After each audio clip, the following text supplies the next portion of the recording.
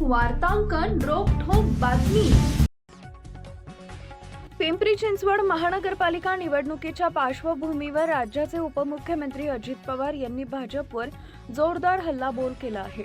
शुक्रवारी घेतलेल्या पत्रकार परिषदेत अजित पवारांनी सत्ताधारी भाजपवर भ्रष्टाचाराचे गंभीर आरोप करत राजकीय वातावरण तापवले। माझ्यावर 70,000 कोटी रुपयांच्या भ्रष्टाचाराचे आरोप झाले होते हे सर्वांना माहीत आहे, पण ज्या लोकांनी माझ्यावर हे आरोप केले त्यांच्यासोबत मी आज सरकारमध्ये बसलोय हे वास्तव आहे असा थेट सवाल करत अजित पवारांनी भाजप नेत्यांना अडचणीत आणलंय। त्यांच्या या विधानामुळे पिंपरी चिंचवडच्या निवडणूक प्रचारात नव्या वादाला तोंड फुटले।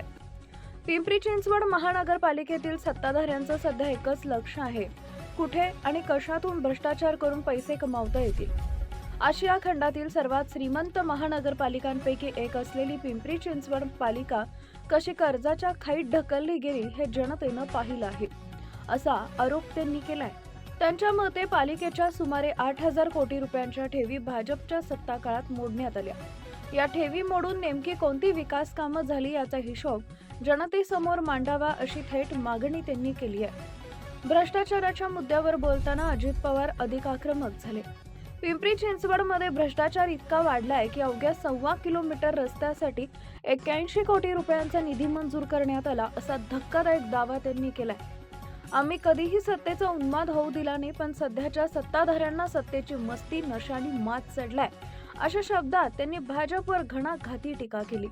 त्यांच्या या वक्तव्यामुळे रस्ते विकास आणि निधी वाटपावर पुन्हा एकदा प्रश्नचिन्ह निर्माण झाले आहेत।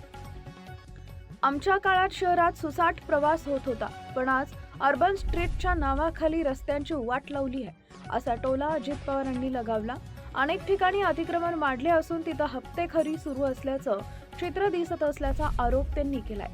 गेल्या 9 वर्षात भाजपच्या सत्ता काळात झालेला हा विकास जनतेनं पाहावा असं सांगत त्यांनी टेंडरमध्ये रिंग आणि भ्रष्टाचाराचे पुरावे सादर करण्याची तयारी दर्शवली आहे।